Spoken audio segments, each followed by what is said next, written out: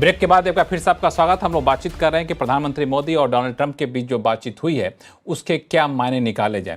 इस बातचीत में एक जो बात निकल कर सामने आई वो काफ़ी महत्वपूर्ण है। जो कोट अनकोट जो विदेश सचिव ने बताया, उन्होंने कहा कि प्रधानमंत्री मोदी ने यह भी कहा ट्रंप को कि भारत अब आतंकवाद को प्रॉक्सी वॉर नहीं मानेगा, युद्ध के रूप में देखता है और भारत का ऑपरेशन सिंदूर अभी भी जारी है। और उसी में एक कोट अनकोट और भी कहा विदेश सचिव ने कि राष्ट्रपति ट्रंप ने प्रधानमंत्री द्वारा विस्तार में बताई गई बातों को समझा और आतंकवाद के खिलाफ भारत की लड़ाई के प्रति समर्थन व्यक्त किया।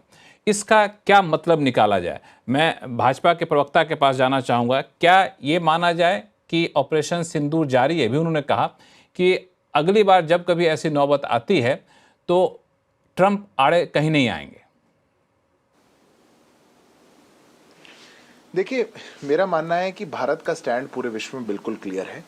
ये हम नहीं कहते, पर जो कांग्रेस पार्टी जो हो सकता है कि अमेरिका के राष्ट्रपति की बात को शायद ज़्यादा मानते होंगे, उनको उनके 9 अक्टूबर 2024 को दिए हुए बयान को सुनना चाहिए जाकर के, क्योंकि उसमें तब के राष्ट्रपति ट्रंप ने बहुत क्लियर कहा।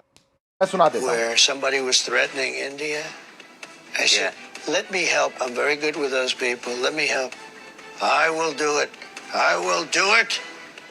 Then I will do anything necessary. We've defeated them for उनने प्रधानमंत्री मोदी जी से हुई हुई अपनी बात को कहा था कि जब उन्होंने पहले भी कभी ऑफर किया कि आपको अगर कोई समस्या आ रही है तो मैं मध्यस्थता कर सकता हूं, तो प्रधानमंत्री ने बहुत दो टूक बिल्कुल स्पष्ट कहा था, I will do it and I will do everything necessary to defeat them. Bharat का बड़ा क्लियर स्टैंड है, जीरो टॉलरेंस फॉर टेररिज्म। अगर टेररिज्म होगा वो एक्ट ऑफ वॉर माना जाएगा। भारत एक सोवरेन राष्ट्र है, कोई हमारे बीच में आकर के उसको डिस्टर्ब नहीं कर सकता, और जब आवश्यक होगा हम पार करेंगे इंटरनेशनल बॉर्डर और हमला करेंगे। ये जो बातचीत प्रधानमंत्री और राष्ट्रपति ट्रंप के बीच में हुई है, ये इसी बात का संकेत है। अब कांग्रेस पार्टी एक नैरेटिव बुन रही थी, बातें घुमा रही थी, वो बातें तो ध्वस्त हो गई। पर मैं एक बात सतीश जी के जवाब पर कहना चाहता हूं। सतीश जी कह रहे हैं बीजेपी गलती करती है कि आप कांग्रेस पार्टी के लोगों को कह देती है भारत के खिलाफ बोल रहे हो। अगर कोई ये कहे कि भारत की सेना जाकर के बॉर्डर पे टूरिज्म करके आ रही है, उसको क्या कहा जाएगा?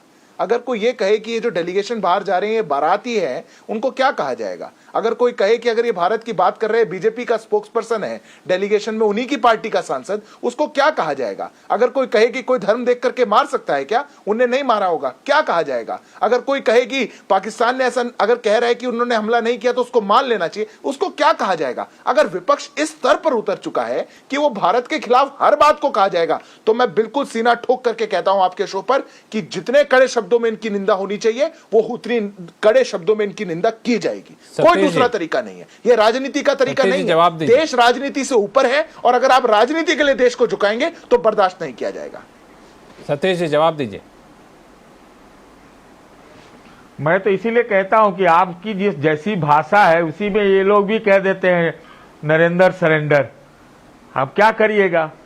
अब ये तो आपके खिलाफ तो ये बात तो जाती है कि जिस तरह से तन के आज कहा गया है, वो भी खुद प्रधानमंत्री जी ने नहीं कहा है। ये बात समझने के लायक है। यही बात तो 50-30 कितना दिन हो गया, पहले कहना चाहिए था। भाई अमेरिका को भी तो जवाब जाना चाहिए ना। तो आप थोड़ा क्रिटिसिज्म, प्रधानमंत्री मोदी जहां तक याद है सत्ता में, मुझे जहां तक याद है प्रधानमंत्री मोदी ने सबको साथ बातें कही थी। मध्यस्थता वाली बात के हम स्वीकार नहीं करेंगे, ना तो किसी ने मध्यस्थता की है। ये प्रधानमंत्री मोदी ने कहा था, ट्रंप को नहीं कहा था, लेकिन सार्वजनिक मैं एक लाइन मुझे और दे दीजिए। मैं आज मैंने विक्ट्री साइन एक जगह दिखाया, मैंने कहा कि भाई ट्रंप का जवाब प्रधानमंत्री द्वारा ट्रंप का नाम लेके आना चाहिए। बस मैं इतना ही कह रहा हूं, और इसमें मेरा कोई पार्टी नहीं है। ऐसा क्या हो गया, उसको भी तो हमारी जरूरत है। हालांकि पता नहीं सतीश जी, आप हमसे बहुत सीनियर हैं, लेकिन मेरा मानना है कि जिस डिप्लोमेसी के जिस लेवल पे डोनाल्ड ट्रंप जा चुके हैं, ज़रूरी नहीं है कि हम भी उसी लेवल पे जाकर उसको जवाब दें। तो पता नहीं ये मैं सही हूँ गलत मुझे नहीं पता, प्रभुदयाल साहब ज़्यादा बेहतर बताएंगे। प्रभुदयाल साहब देखिए, ये बात तो अब पुरानी हो गई है और हमारे प्रधानमंत्री ने रिकॉर्ड सेट कर दिया। देखिए, ये जरूरी था रिकॉर्ड सेट करना, क्योंकि ट्रंप साहब जो कहते आ रहे थे उससे कुछ हमारी पोजीशन गलत समझी जा रही थी, और हमने ये भी स्पष्ट तौर पे कहा था कि कोई मध्यस्थता ना हुई ना होगी, तो दूसरी पार्टी को समझना चाहिए था। अब असली मसला क्या है? कि ट्रंप और पाकिस्तान के बीच में क्या साठगांठ चल रही, ये ज्यादा चिंता का विषय है। मेरे विचार में सब पॉलिटिकल पार्टीज बैठे, सोचें, एक दूसरे से व्यूज एक्सचेंज करें, सरकार को इस पे कार्य करने दें, क्योंकि पाकिस्तान से जो हमें खतरा उत्पन्न होता है वो खत्म नहीं हुआ है। ऑपरेशन सिंदूर प्रधानमंत्री जी ने कहा है ये जारी रहेगा, क्योंकि भाई ये खतरा कहां खत्म हो रहा है। और अब अगर डोनाल्ड ट्रंप और आसिम मुनीर इस तरह की मुलाकात कर रहे थे कि उनकी वो मीटिंग ऐसी हुई जिसमें सिर्फ वो दोनों थे, कोई और नहीं था, क्या बात हुई है? क्या ये क्रिप्टो करेंसी वगैरह के लिए डोनाल्ड ट्रंप के जो बिजनेस इंटरेस्ट हैं उससे पाकिस्तान कुछ फायदा उठा रहा है? क्या हो रहा है? क्या हमको नुकसान हो रहा है इस तरह की इनकी सांठगांठ से? देखिए, असली चिंता का विषय ये बहुत इंपॉर्टेंट सवाल आपने उठाया एम्बेसडर दयाल। तो समझा दिया, बता दिया, वो बात अलग है। अब हमको बैठ के सोचना चाहिए कि हमें क्या क्या खतरों से निपटना, क्या करना चाहिए। बहुत इंपॉर्टेंट सवाल है कि ऐसे समय पे आसिम मुनीर के साथ बैठना, बातचीत करना, ये एक भारत को कूटनीतिक तौर पे सोचना चाहिए कि आखिर कैसे पाकिस्तान को अलग थलग करके रखने वाली हमारी रणनीति कितना ज़्यादा सफल होगी, क्या यहाँ विफल मानी जाए, कैसे इसको समझा जाए। हर्षवर्धन त्रिपाठी। देखिए, मुझे लगता है कि ये कोई बहुत छिपी हुई बात नहीं है। जो कुछ हुआ है इसको आप थोड़ा सा तार जोड़ें तो बहुत आसानी से समझ में आएगा, क्योंकि दयाल साहब हैं, बहुत सीनियर डिप्लोमेट हैं, तो वो इस बात को जानते हैं। अमेरिका पाकिस्तान का इस्तेमाल इसी तरह से करता रहा। अभी जो इजराइल ने ईरान पर हमला किया, तो ये दुनिया के जो भी बड़े जानकार हैं, मैं कोई सामरिक या उसका मैं जानकार नहीं हूं, लेकिन जो मैं पढ़ रहा हूं लगातार, क्योंकि हम लोगों का तो काम ही यही, दुनिया भर में ये कहा जा रहा है कि पाकिस्तान को इसीलिए अमेरिका ने पुचकार के रखा हुआ है, उसको अपने पक्ष में करके रखा हुआ है कि ईरान पर जब इजराइल हमला कर रहा है, और आपने एक बयान देखा होगा कि आया कि अगर ईरान पर हमला हुआ तो पाकिस्तान न्यूक्लियर बम डालेगा। हालांकि न तो पाकिस्तान अभी तक न्यूक्लियर बम बना पाया है, न ईरान बना पाया है, लेकिन ये जो एक जिसको कहें कि घेरेबंदी करना, वो अमेरिका ने अपनी रणनीति के लिहाज से किया, नंबर 1।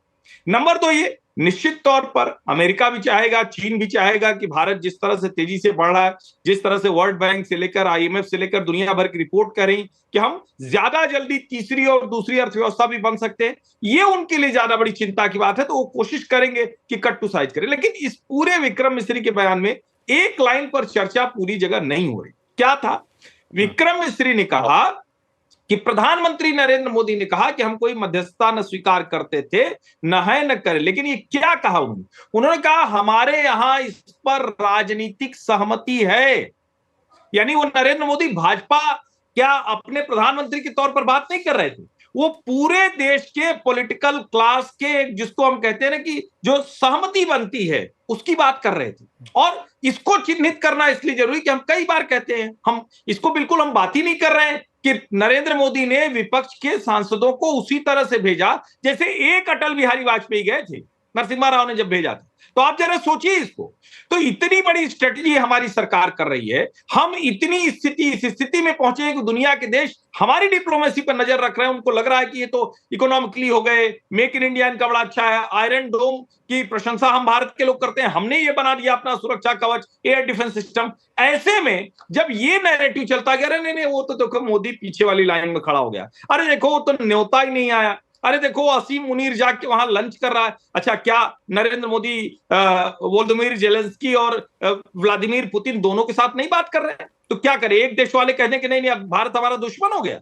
क्या इस तरह से बात होगी? क्या चाइना ने अभी नहीं कहा कि भारत को अमेरिका के बहकावे में नहीं आना चाहिए? भारत और चीन तो क्या पुरानी सभ्यता है, तो हम क्या करें? हम मान लें कि चीन हमारे साथ एकदम अच्छा हो गया। हर्षवर्धन जी, मैं आपकी बात से बिल्कुल ये रखता हूं कि आपने सही कहा, ये फैक्ट है, डिप्लोमेसी ऐसे ही होती है। लेकिन डिप्लोमेसी का भी ये पार्ट है कि हमारे दुश्मन को ज्यादा से ज्यादा देश नापसंद करें, तभी हमारी जीत मानी जाती है।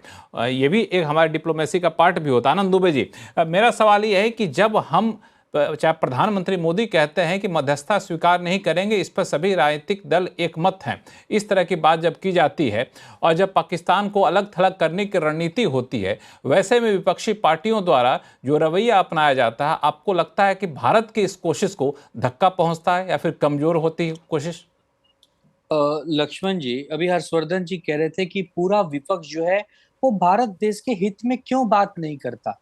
अरे महाराज, भारत देश के हित में ही बात हम कर रहे हैं कि एक तीसरा देश अमेरिका बार बार हमें अगर नीचा दिखाना चाह रहा है, हमारे देश का अपमान कर रहा है, 14-15 बार ये कह रहा है कि हम बहुत बड़े हैं, हमने दोनों महान देश। अब बताइए, पाकिस्तान और भारत को महान बता रहा है। अरे भारत तो महान था, महान है, महान रहेगा, लेकिन पाकिस्तान कब से महान हो गया? मतलब हमारे स्तर में लाके आप उसको खड़ा कर दे रहे हो। आप पूरे विश्व के बहुत ताकतवर देश हो, तो क्या हम लोग गुलाम हैं? क्या हम लोग सड़क छाप हैं? ये कोई बात नहीं हुई ना। बहुत पुरानी कहावत है ना कि तुम बड़े आदमी होगे तो इसका मतलब क्या हम छोटे आदमी हो गए? लेकिन आनंद दुबे जी, दिक्कत तो यही है ना कि आपके नेता के बयान का, कांग्रेस के नेता का बयान का पाकिस्तान के टीवी चैनलों पे दिखाया जाता है और वहां पाकिस्तान अपनी वाहवाही लूटता है अपने टीवी चैनलों पे दिखा करके, अंतर्राष्ट्रीय प्लेटफॉर्म पर दिखा करके, वहीं पे जाके दिक्कत होती है। निशांत यादव जी। आनंद, निशांत, देखिए, पाकिस्तान अगर कांग्रेस पार्टी या किसी विपक्ष पार्टी का बयान दिखाता निशांत आनंद है जी, तो माफी चाहूंगा। हाँ, आवाज आ रही है? हाँ आ रही है। निशांत आनंद जी, आवाज आ रही है आपकी। देखिए, हमने सिर्फ वही सवाल उठाए जो आज देश पूछना चाहता है। जैसे कि मैंने कहा कि 26 लोग की जो मौत हुई, जो 16 लोग पूंछ में मरे, आज भी वो परिवार वाले मोदी जी का चेहरा और भाजपा का चेहरा देख के पूछ रहे हैं कि हमारे को वो 4 आतंकवादी लाके दो। आज वो सिर्फ पूछ रहे हैं कि जो आसिफ मुनीर वॉशिंगटन डीसी में चला गया, मोदी जी आपसे सिर्फ फोन पे बात करी जा रही है, वहां पर उसको बुला के खाना सर्व करा जा रहा है। आज सब दुनिया, देश पूछ रहा है कि जहां जहां से पाकिस्तान को पैसा नहीं आना चाहिए, चाहे वो वर्ल्ड बैंक हो, IMF हो। 1 जुलाई को मोदी जी IMF से मिलने जाते हैं, पता नहीं कान में क्या फूकते हैं, 2 दिन बाद पाकिस्तान को वो लोन दे देती है। देखिए, हर तरीके से मोदी, चाहे वो US हो, चाहे वो रशिया हो, चाइना हो, कोई भी छोटा शहर हो, चाहे नेपाल हो, किसी ने भी वॉर चलते समय ये नहीं कहा कि हम मोदी जी के साथ हैं, हम भारत देश के साथ हैं। जैसे कि मैंने कहा, आज हम ट्रंप पे सवाल इसलिए पूछ रहे हैं, सिद्धार्थ जी, जब हम पूरी कोशिश करते हैं कि पाकिस्तान को अलग थलग कर पाएं, लेकिन कई बार अंतर्राष्ट्रीय मंच पर वो सफलता नहीं मिलती है। देखिए, मेरे को लगता है लक्ष्मण जी, सोशल मीडिया का दौर है और कांग्रेस पार्टी ने बहुत प्रयास करके कैसे कंफ्यूजन क्रिएट रहे, जनता तक सच ना जाए। जनता जानती, IMF के लोन का पहला इंस्टॉलमेंट पाकिस्तान को जान चुका था, दूसरा जाना ही जाना है। कभी किसी को दूसरा इंस्टॉलमेंट नहीं रुका। उस प्रक्रिया में किसी को रोकना नहीं। अरे IMF से तो सबसे ज्यादा बेल आउट लेने वाला पाकिस्तान है। आपने किसी को पैसे दे रखे होंगे, आप सबसे ज्यादा देंगे। ये सब बातें लोग जानते हैं, ये एक एक बात जानते हैं। 28 देशों ने 72 घंटों के अंदर भारत के साथ खड़े होकर के भारत पे हुए हमले की कड़ी निंदा करी। अगर फ्रांस खड़ा होकर के G7 का मेंबर है और वो कह रहा है Bharat has a right to self defence, और उसके बाद आप इंटरनेशनल बॉर्डर क्रॉस करके भावलपुर में बम मार दे रहे हो, आप किस बात को कर रहे हैं? कौन सा फेलियर है? एक दुनिया का देश नहीं बोल पा रहा। इजराइल ईरान लड़ रहे हैं, पूरी दुनिया उनके खिलाफ स्टेटमेंट दे रही है। आपने WTO की ट्रीटी, जिसको एक्ट ऑफ वॉर माना जाता है, आपने इंडस वाटर की ट्रीटी को अबेंस में डाल दिया। कोई जवाब नहीं दे पा रहा। ये आप लोग, आप जो कांग्रेस पार्टी अब मास्टरी कर चुकी, भारत को बदनाम करो, भारत को कम करके आको, भारत को डाउन कर दो, भारत को ऐसा कर दो, देश के विदेश मंत्री को मुखबिर बता दो, प्रधानमंत्री को सरेंडर बता दो। ये इनको उभरना चाहिए। ये देश के लोकतंत्र के लिए स्वस्थ व्यवस्था नहीं है। भारत बहुत मजबूत है। कांग्रेस पार्टी चाहे या ना चाहे, अंतर्राष्ट्रीय प्लेटफॉर्म पर अगर भारत एकजुट दिखता है तो ज्यादा मजबूती से रहता है और दुश्मनों को अलग थलग करने की कोशिश ज्यादा कामयाब होती है। इसी नोट के साथ इस चर्चा को यहीं खत्म करना चाहूंगा, समय बहुत कम है। आप सही मेहमानों का बहुत बहुत शुक्रिया हमारे शो में जुड़ने के लिए। आवाज अड्डा में फिलहाल इतना ही। देखते रहिए सी न्यूज़ की आवाज। नमस्कार।